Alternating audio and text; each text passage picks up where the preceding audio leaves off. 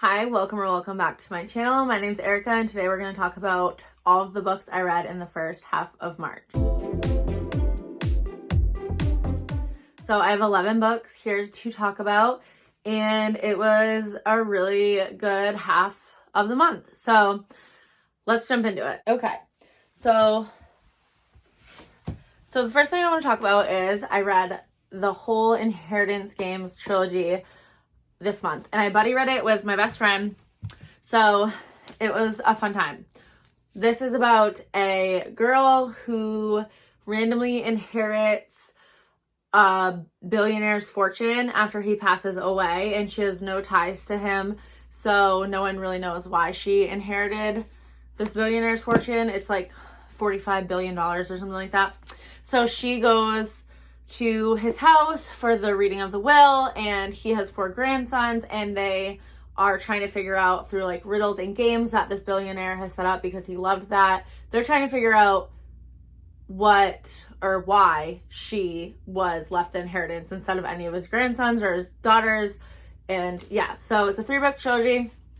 This was a lot different than I was expecting. I was expecting to really love this, and I expected it to be just a lot different. I expected the riddles and games aspect of it to be a lot different, and I was expecting to be able to kind of like theorize what was going on a little bit better, but yeah, it was like kind of impossible to do that because the games and the riddles just seemed a little bit out of left field, and it was also just kind of boring, and there's a pretty pointless love triangle thrown in for like no reason. The first book was definitely my favorite, and then by the time we got to the 3rd book, I probably would have DNF'd if I wasn't buddy reading it with my friend.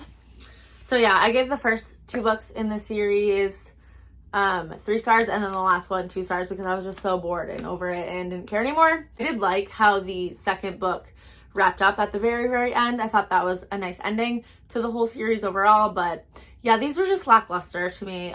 So I didn't say it, but the Inheritance Games, the Hawthorne Legacy, and the Final Gambit. So yeah, that's that trilogy. Then I buddy read Passion and Venom by S. Williams with Victoria from Under Victoria's Spell and Autumn from Nose in a Book. And this is a dark romance about a girl who gets captured on the night of her wedding. And yeah, that's pretty much all I want to say about it without it being spoilers. I gave this 2 stars. This was painful for me to get through and it's really short. Mostly just because I'm kind of picky with dark romance. There's certain things that I don't like in dark romance, specifically like gory type things, and that this book had quite a bit of it. Also, the hero in this book, the guy that captures her, he's just not nice, like at all. There's nothing redeeming about him. And it's alluded to that her husband was like a bad guy, and that if she knew what he was really doing, like she wouldn't want to be with him anyways. But we don't see that in this first book. It is a trilogy. And I was really annoyed that that answer didn't get answered in this book at all, because I feel like that could have redeemed him maybe a little bit, but there's just no redeeming this hero at all. And I did pick up the 2nd book in the series and read about the first 50 pages because I was hoping my questions would be answered, but they weren't. So yeah, I just really didn't vibe with this one that much. Yeah, so 2 stars. Next, I read The Choice by Ashley Jade, and I give this one 5 stars. I love Ashley Jade so much. I think she's probably my favorite author. I just loved everything about this. I love Ashley Jade's writing. I feel like she really can pull emotion out of me. This follows Sky and Memphis and Josh before, like I said, before the words. Josh and Memphis are in the foster system, and they are paired up together. They're not brothers, but they put them together because Memphis kind of balances out Josh. He's like a big troublemaker. So they get placed with a new family, and there is a little girl next door, and that is Sky. And both Josh and Memphis take up like some interest in Sky at first, but Josh, he's a little bit more outgoing, and he like actually talks to Sky first. And Sky has a really rough home life. So Josh and her form a relationship, and since that, Memphis backs off because Josh and Sky are like together from when they're really young.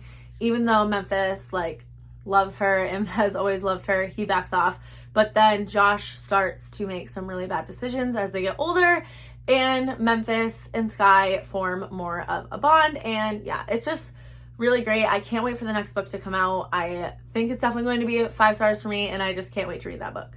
Next, I read Hot House Flower by Kristen Becker Ritchie. This is Daisy and Reik's story in the Addicted Calories series, and I gave this one 3 stars, although I gave Addicted to You and some of the earlier books 4 stars, and this one 3 stars. I think this one's still my favorite, and I think my rating for those books, now that I've sat on it for a while, would not be as high, because I think this series is just so mediocre, and I don't think these characters are relatable, or you're like, I just don't feel anything for these characters. And Daisy and Reik's book's probably my favorite, but it still wasn't that great in my opinion. I just don't see what the hype is around this series, so I will be DNFing that. I did like seeing Daisy and Reik together. I feel like they complement each other quite a bit, but I just couldn't care about them anymore. So yeah, I'm DNFing that series. Next, I also buddy read The Fine Print with Victoria and Autumn this month, and I gave this one 4 stars. I'm kind of laughing because Victoria and Autumn didn't like it quite as much as I did, but this follows, it's the first book in the, I have it right here, the Dreamland Billionaire series, and this follows Rowan and Zara. There's 3 brothers in this, and this follows Rowan, and each of the 3 brothers has to fulfill certain terms to be able to get their inheritance, which is part of Dreamland, which is basically like Disneyland. And Rowan is like this grumpy man, and he is tasked on like renovating Dreamland and making it better. So he goes to Dreamland, and he like goes around and tries to figure out what he can do to make it better, and he meets Zara. And he instantly is annoyed with Zara, but also really intrigued by Zara. And it's basically a workplace romance. And Rowan is super, super grumpy. And I just liked that. I don't know. I like really, really grumpy men. And he does like little things here and there that show that he cares without like outright saying that he cares about her, if that makes sense. And yeah, I thought this was just a pretty solid book. I will say I don't necessarily feel like there is like that strong of a chemistry or connection between Zara and Rowan, but I still enjoyed it. The ending to this book I really, really enjoyed, and it took me by surprise. So yeah, 4 stars for this, and I'm excited to continue on in this series because I've heard they just get better.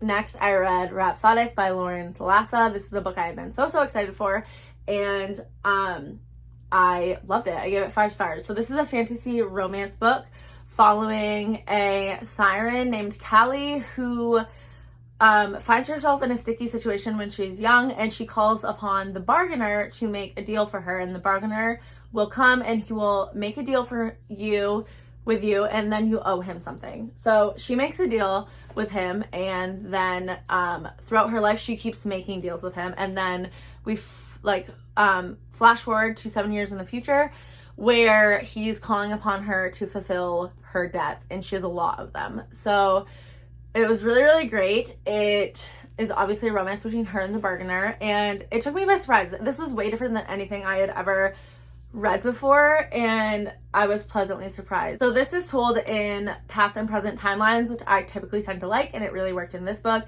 And it's also a second chance romance, which I don't think I've ever read that before in a fantasy romance. And I just flew through this. I could not put it down. I was very intrigued, and I'm very excited to pick up the next book in the series. Then I listened to The Devil You Know by Elizabeth O'Rourke. This is the 3rd book in her Devil series, and this was a 3-star read for me. Definitely my least favorite in the series so far. This follows Ben and Gemma, who are kind of like rivals in the same firm. They're both lawyers, and they have to work on a case together, so they inevitably grow closer together. And it was just very basic, I think. If with that synopsis, you can kind of tell where it's gonna go. I do like Elizabeth O'Rourke's writing, but I will say the banter in this felt very cheesy. And I didn't feel it that way about the first 2 books, but I definitely feel that way about this book. And I don't know if it's because I listened to it on audio and it stood out to me a little bit more or what, but I definitely was like cringing with ick for a few of the things they're saying. And also, there is a really strange thing where he wouldn't let her come to his house. And then when we find out the reason why, I found it really creepy and not endearing at all. So yeah, I still recommend this series because I've liked all of the books, and this one was still like perfectly entertaining, and I was never bored, and I never like wanted to put it down. There's just a couple things that like really didn't work. So yeah, next I read An Optimist's Guide to Heartbreak by Jennifer Hartman, and this follows our main character Lucy, who is like a sunshine person, and then we have Cal, who's like the ultimate grump. And Lucy and Cal's sister were really good friends growing up, and Cal would always hang out with them as well.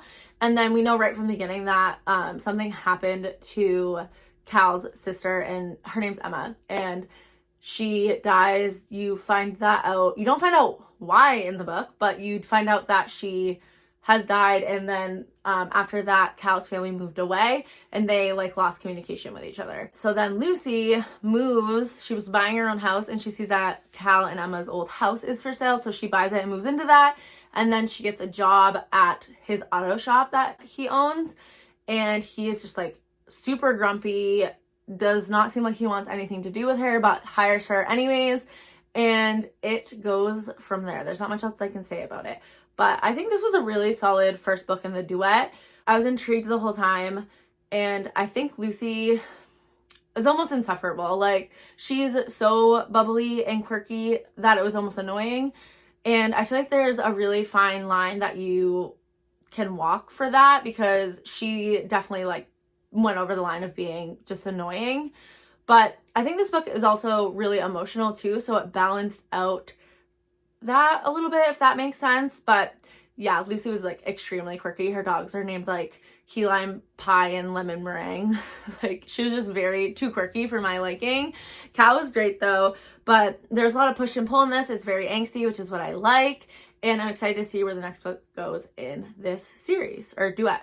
I just finished listening to If He Had Been With Me, and this is a hard-hitting YA contemporary book that I've heard nothing but great things about, and then my friend Autumn had just read it, and I picked it up the next day because I had been wanting to, and she loved it. So yeah, I read this. It's about Autumn and her neighbor Finn. Their parents are best friends. They grew up next door to each other. They basically have grown up together their whole lives. And then when they hit about middle school going into high school, they drift apart and they each start dating new people, and they don't really talk much. And it just kind of goes through like the high school experience and what it's like to be a high schooler. And it talks about some family dynamics. We see Finn and Autumn kind of coming together again, and this has a pretty sad ending, so just to know that going in, check your trigger warnings, because it is a pretty emotional book.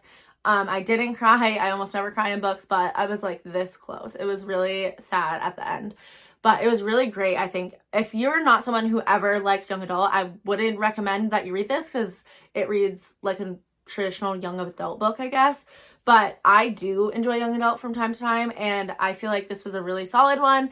I feel like if I would have read this in high school, like it really, really would have resonated with me, and it still did resonate with me as a 28-year-old. So yeah, I think this was super solid. It was also super fast paced. The chapters were really short and the scenes were really short. So even though it was just kind of their high school experience, I think it still flew by really fast. And I think it has some really great conversations about teenagers and what they go through in high school and kind of like your first love. And I really enjoyed it. I gave it 4.5 stars. I wasn't obsessed with it enough to give it a 5-star, I don't think. And I don't think it's something that I'm going to constantly think about when I think about my favorite books, but I still really, really enjoyed it. That's all the books I read in the first half of March. I hope you have a great rest of your month, and I'll talk to you soon. Bye.